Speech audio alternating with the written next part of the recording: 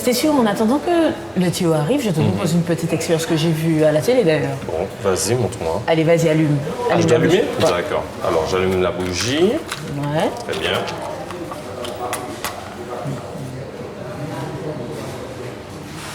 Ouais. Pendant que tu allumes, moi je mets un peu d'eau. D'accord. Voilà, c'est allumé. Ouais. T'as vu? Tu as vu, il y a bien une flamme là. Alors, regarde. Il y a toujours la flamme là. Ouais. Regarde. Elle brille toujours. Oui, mais je vois que... J'ai l'impression qu'elle brille de moins en moins. Voilà. C'est Tadam! Voilà. Mais t'as dit super bon, Florence. Et il n'y a plus de flamme. Or, selon toi, pourquoi? Ben, je suppose qu'il y a des éléments qui s'épuisent parfois, hein, comme l'oxygène. Ouais. Alors, c'est vrai que d'habitude, c'est toi qui montres les exemples, mais là, eh ben, comme nous-mêmes, tu vois, de la même manière que l'oxygène a manqué, eh ben, dans notre vie, il y a des fois, on est en plein burn-out, en pleine dépression, au bout du rouleau, on n'en peut plus. Ouais. Ouais, c'est vrai, même spirituellement, en fait. Hein. Même spirituellement, il y a des fois, on s'épuise. Hein.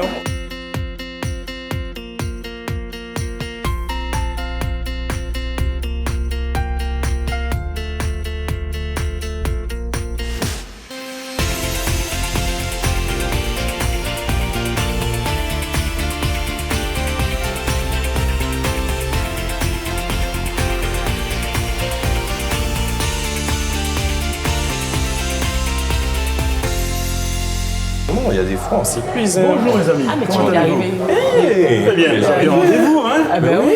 Ben, Alors, Ah, c'est super, ben, ça va. Totalement. Merci d'avoir accepté notre invitation, en tout cas. eh bien, c'est un plaisir, hein? On s'est rencontrés quelques fois, c'était avec joie que j'ai voulu participer avec vous à ce moment social. Mais que je vous dise, hein, c'est gentil de m'avoir invité, mais je vous retourne l'invitation. C'est moi qui, en fait, finalement, vous invite. Hein? D'accord? Comme il insiste. Ben oui, Vous n'êtes pas fâché. non, c'est tout. J'en suis C'est bien conscient. proposé.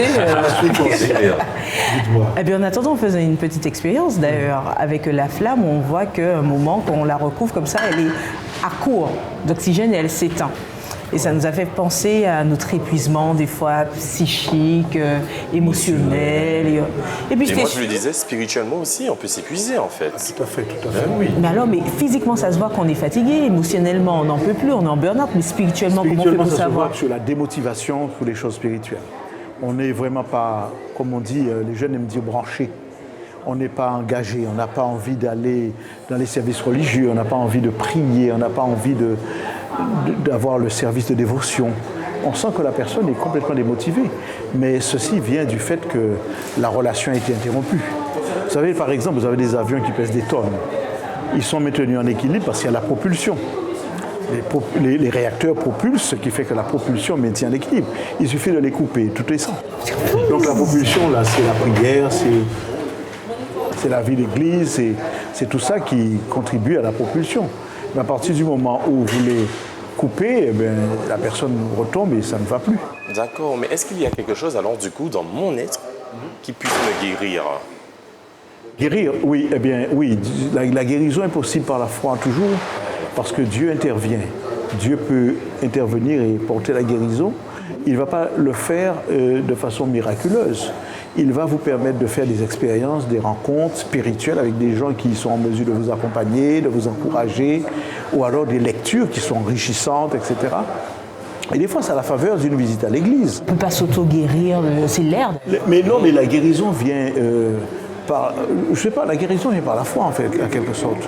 Il est écrit en Romains 10, 17, la foi vient de ce qu'on entend et ce qu'on entend vient de la parole de Christ. Quelqu'un qui se retire de la parole est dans un vide. La personne qui se rapproche un peu de la parole ou qui est encouragée reprend courage. Mais l'amitié a quelque chose de très important à avoir dedans. Quand vous avez des amis chrétiens qui vous encouragent, qui vous emmènent à des relations positives, ça contribue à la guérison. Ils sont comme des coachs. Oui, si vous voulez.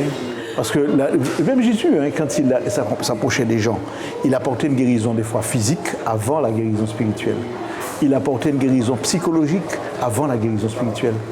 Ça, c'était vrai pour plein de personnes en difficulté. Et on a mentionné déjà plusieurs, mais je vais considérer par exemple la femme samaritaine. Elle était dans une détresse psychologique. Jésus va l'aider là d'abord avant de l'emmener en guérison spirituelle. Alors, ce que vous êtes en train de dire, que Jésus guérit et autres, mais est-ce qu'il ne peut pas avoir de guérison personnelle sans Dieu? Alors, psychologique, c'est possible. Psychologiquement, physiquement, c'est possible, parce qu'il y a des spécialistes qui arrivent à accompagner, mais spirituellement, non. On ne peut pas guérir l'esprit, la spiritualité, chrétienne en tout cas, sans Dieu. On a besoin d'une intervention qui vient d'en haut. Et elle viendra avec l'Esprit Saint, par des révélations, etc.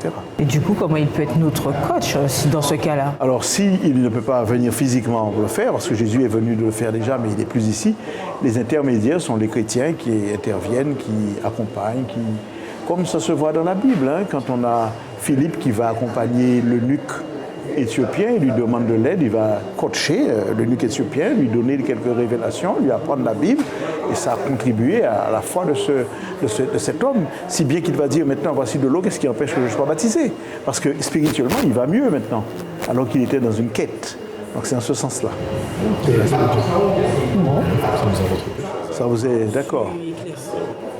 C'est parfait. Donc maintenant, on va déjeuner ensemble. Ouais, je pense qu'on peut commander. Hein.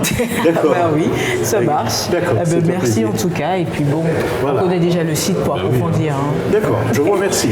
Merci. Allez, à tout de suite. Hein. Je dis un mot là et je reviens pour le repas. Ok, ça va. C'est sûr que tu te rappelles du site? Oui, bien sûr. C'est quoi? Eteramericaonline.com. Ok, ça marche. Eteramericaonline.com.